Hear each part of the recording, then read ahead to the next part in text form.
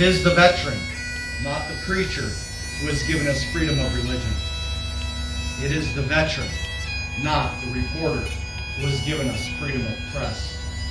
It is the veteran, not the poet, who has given us freedom of speech. It is the veteran, not the campus organizer, who has given us freedom to assemble. It is the veteran, not the lawyer, who has given us the right to a fair trial. It is the veteran, not the politician, who has given us the right to vote. It is the veteran who salutes the flag, who serves under the flag, and today whose urn was accompanied by our nation's glorious flag.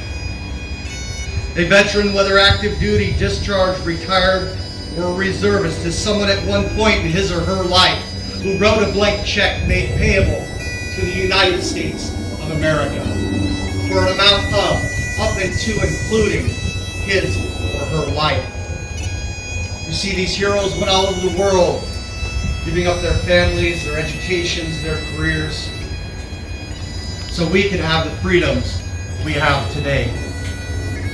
Ladies and gentlemen, freedom is not free. It was paid for by our veterans.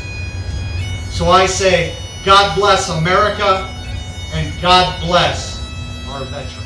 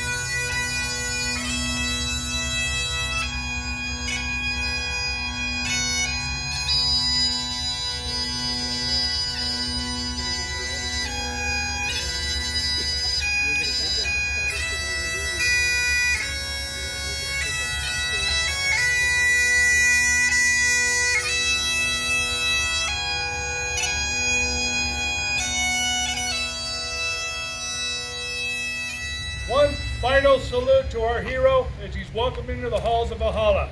Present arms!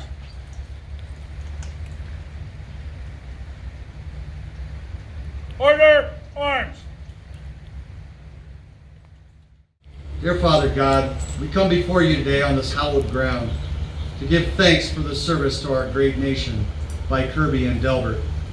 Their sacrifice to ensure the very freedom and democracy we as Americans cherish every day are a testament to the kind of people they are and the legacy they have left behind.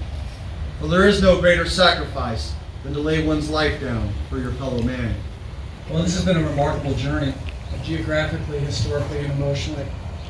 And there's a lot of people to thank. I'd like to thank the Navy, specifically the Navy chiefs that have been involved in this process. Chief Stucker, Z, and Alvarez, who is here today. The Department of Defense POW MIA County Agency, which undertook a remarkable effort to identify Kirby's remains and return him here today. And as well, Kurt Welshon from Miller Jones has coordinated a remarkable service. The terrific staff here at Riverside National Cemetery, who put together a remarkable interment and have allowed Kirby and Delbert to be interred together. And Chaplain Joe Anderson, who you've just heard from and will continue here for the rest of our ceremony today.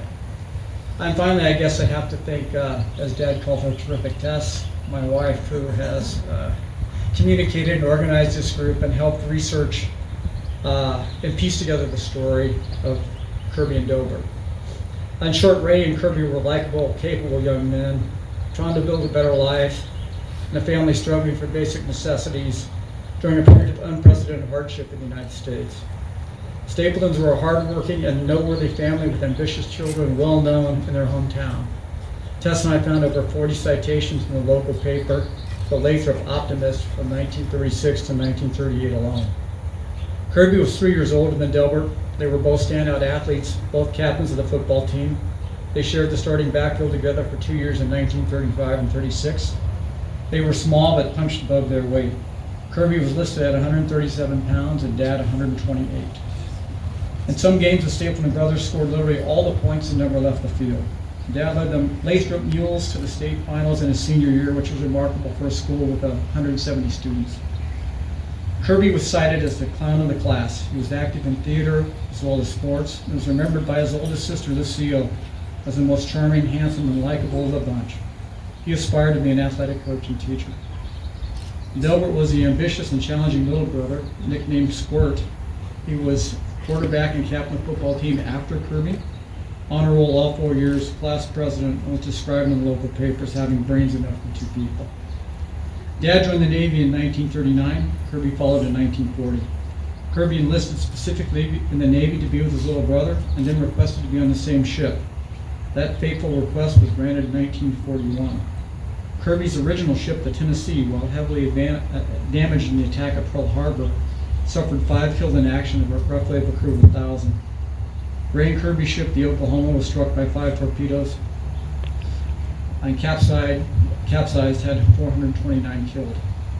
The ship was destroyed within 10 minutes of the start of the attack and rolled over 150 degrees in a further 8 minutes, trapping most of the crew inside.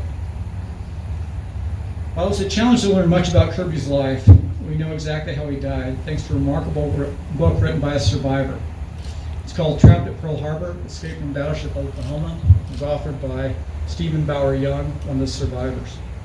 It describes the situation confronting the crew of Turret 4, one of the large guns on the Oklahoma, which Kirby was a member of. They were trapped in air pockets after the ship capsized, and after 30 hours, a number were rescued after the hull was cut open. It's a truly heroic story and at times difficult to read.